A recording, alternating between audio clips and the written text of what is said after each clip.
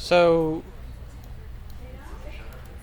by popular request, the first command that we'll be going over for the unrolled drawing is how to unroll a doubly curved surface. So first we have to find a doubly curved surface. There's actually two of them here.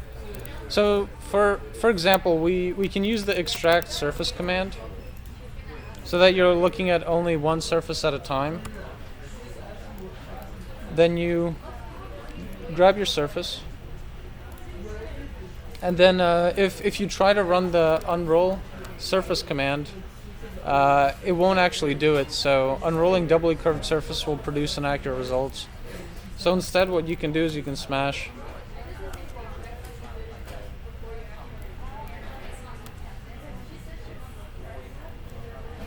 And here it says that the area is actually very different.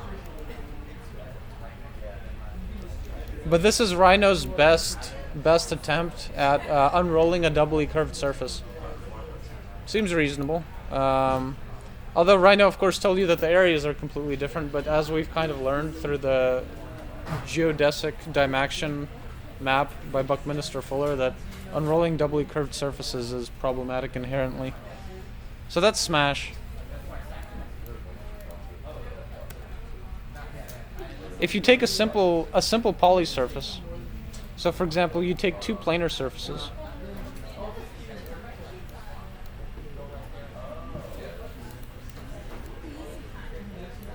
Let's say you take these simple. So this set of simple surfaces, you join them.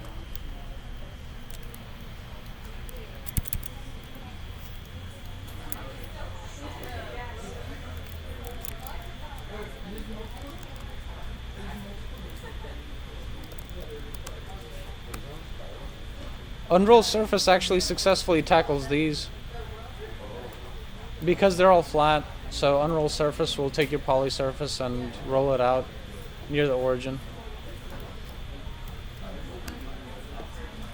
So that's UnrollSrf.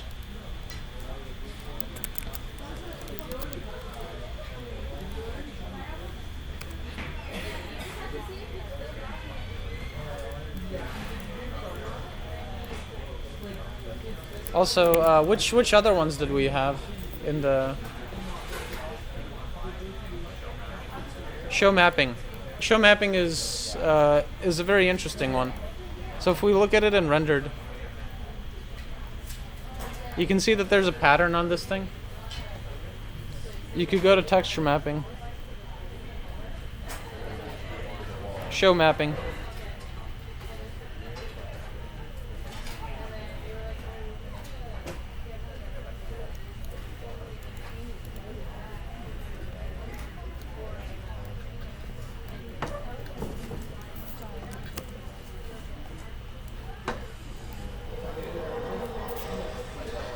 Or actually, instead of show mapping, I meant to say the UVEditor. Oops. So you click the UVEditor, and then you draw a thing. So it does show the mapping, but this demonstrates how this pattern is actually applied onto this surface.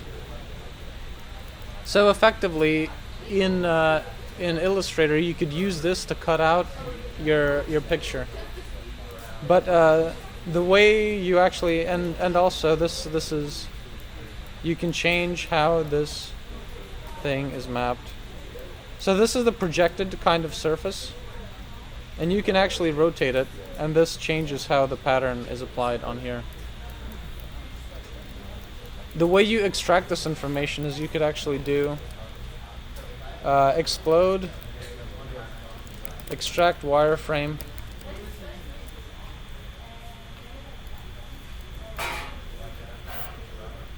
really hoping it doesn't crash. Okay, so ExtractWireframe ran.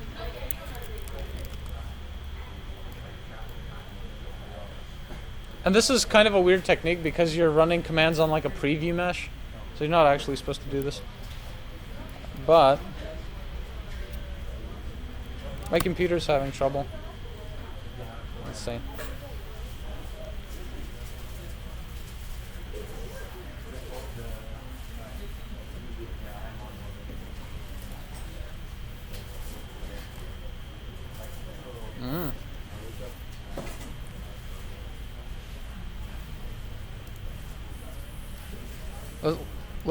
Let's try to carefully select this guy.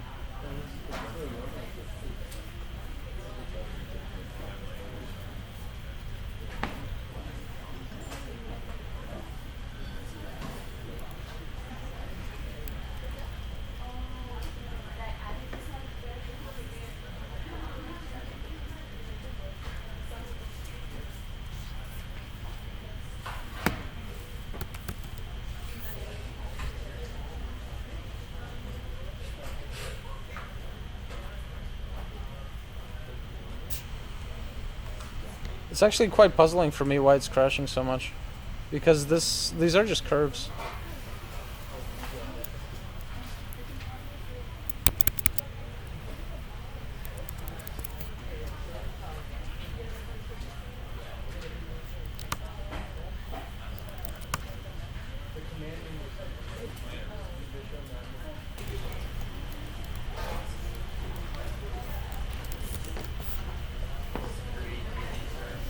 Create UV curve and apply curve. Okay.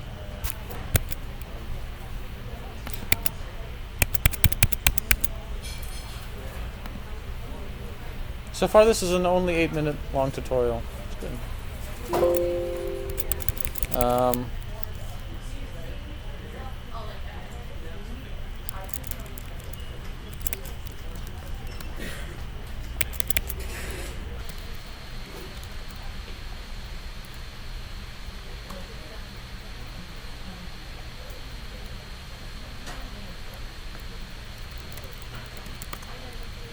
So, just looking at the surface.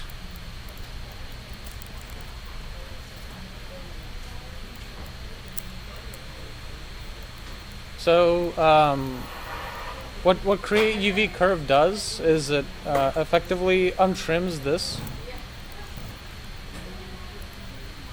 So it untrims this guy, and then it unrolls that as a single surface. So then what you can do is you can actually draw certain patterns on here. So say you draw something like this.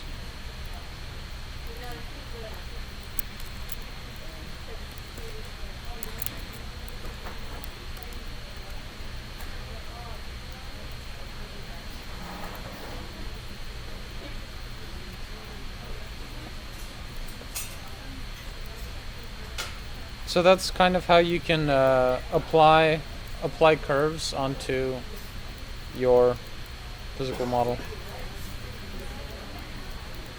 So that's what that technique is for. But you can also use CreateUVCrv just to kind of unroll your actual surfaces. Kind of. Does it what? Effectively, no. I mean, it's just another type of mapping. Are those two variants? No, yeah, I don't think. Yeah. Yeah, I don't think any of these. I think mathematically it's just impossible. But what UV is it's the X and Y in relationship to the actual surface. So that's why it's the UV mapping. But that said, that concludes our 10-minute tutorial. For dimension, if you just do dim and draw a dimension, it's like this. You can actually go to these tabs, drafting, under drafting tab, and then you can see all sorts of dimensions. You could do radial dimensions. These are pretty awesome for curves. So you can see how the radius actually changes of the curve. So if you guys want to mimic Brian Cantley's work, you know, dimensions help kind of just as decoration, not that I mean, this is like, how do you make your drawing pseudo-architectural? You just add dimensions. So you could sell your dimensions, sell dim. You can, well, you have to actually change the style of the dimensions.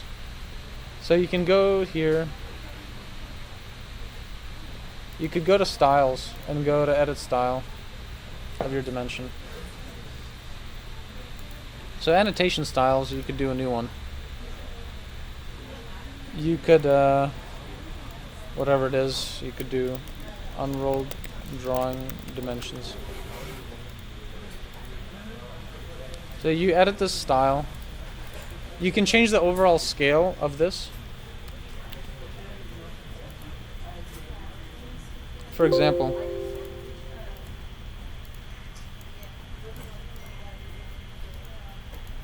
you see if I did half, then they get smaller. So document properties, unrolled dimensions. You could adjust your font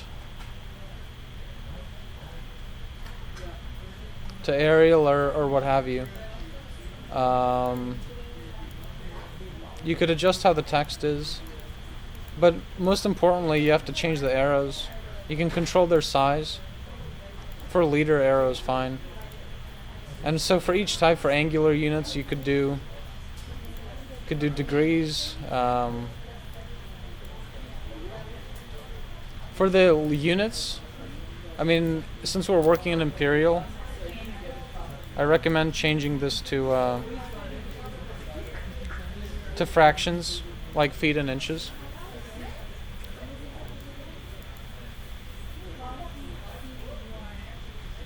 And I successfully crashed it again. So let's see.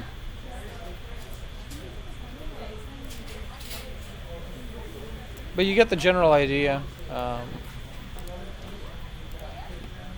Let me quickly. Yes.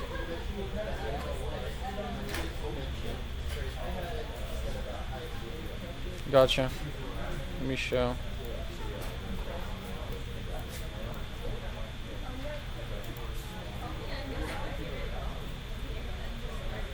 Let me first try and hit this guy.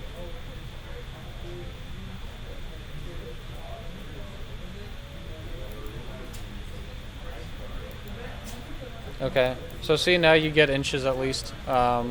If you do feet, please do feet and inches. That way you get feet and inches. But for yours, you could do a line dimension right here under drafting. So align dimension. You can do that. When you bring your dimensions into Illustrator, it might help to explode them.